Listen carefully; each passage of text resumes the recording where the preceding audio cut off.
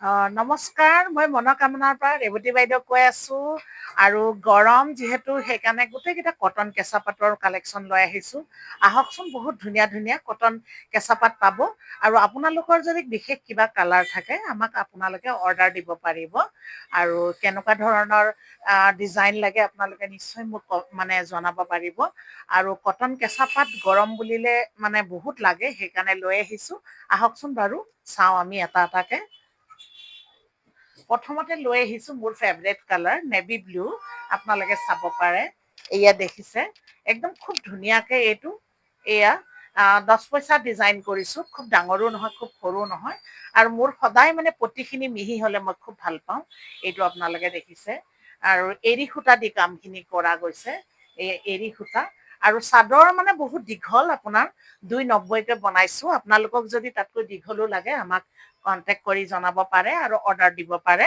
এইটো মেখেলা দেখিছে নহয়, ব্লাউজ পিচ কেইটা অহা নাই বাৰু শালৰ পৰা, আপোনালোকে যদি লয় মই ব্লাউজ পিচটো আনি দিম, শালতে আছে। এইটো দেখিছে মেখেলা, কেনেকুৱা লাগিছে ব্লু কালাৰ, আপোনালোকে মোক নিশ্চয় জনাব।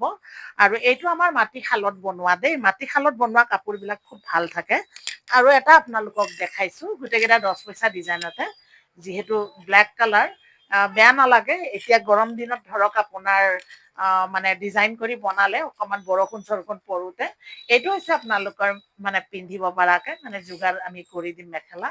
এইটো হৈছে মেখেলা আৰু এইখিনি হৈছে ব্লাউজ পিচ, এইখিনিৰ পৰা এইখিনিলৈকে ব্লাউজ পিচ এইটো। আৰু মেইন আপোনালোকক মই দেখাই আছো চাদৰটো। চাদৰটো চৰি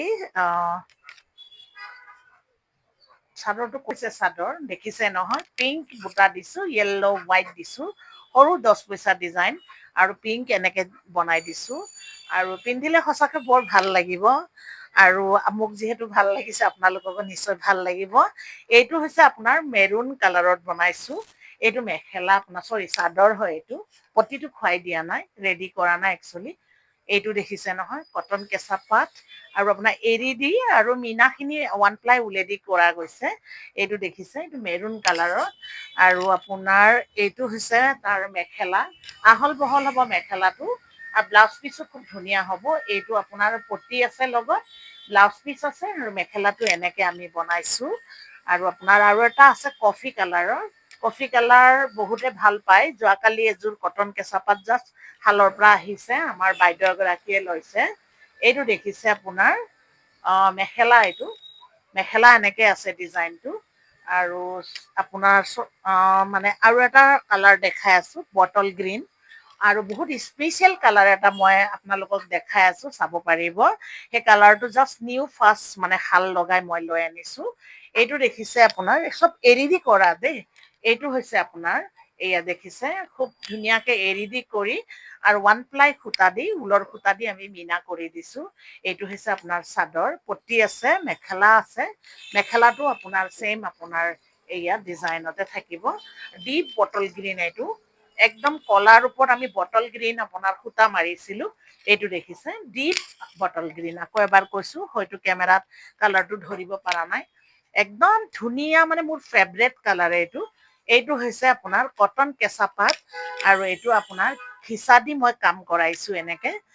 দেখিছে নহয় পাণ বুটাকে দিছো আৰু এইটো আপোনাৰ এনেকে বডিত এনেকে দি দিছো। পটিও আছে, আপোনালোকে পটিটো হয়তো আপোনালোকে ডিজাইন ব্লাউজত ইউজ কৰিব পাৰিব আৰু নহলে ইয়াতে পাইপিনে দিব পাৰিব। পটি আছে মিহিকে, পটিও দিব পাৰিব আপোনালোকে, হয়নে? এইটো দেখিছে নহয় ব্লাউজৰ পিচ, কেনেকুৱা লাগিছে কাপোৰটো। আৰু আপোনালোকৰ ইয়াতকৈ লাইট কালাৰ ডিপ কালাৰ লাগে, যিহেতু আমাৰ এইটো দিশটো আছে বানীটো, আপোনালোকক বেলেগ কালাৰ হলে লাইট ডিপতো হৈ যাব। এইটো দেখিছে কালাৰটো খুব ধুনীয়া কালাৰ আৰু বনাই যে পিন্ধিলে কেনেকুৱা ধুনীয়া লাগিব। মোকতো বহুত ভাল লাগে ভাইলেট কালাৰ, পাটৰ কাপোৰতো মই বনাইছো ভাইলেট কালাৰ, হয়নে? খুব ভাল লাগিব।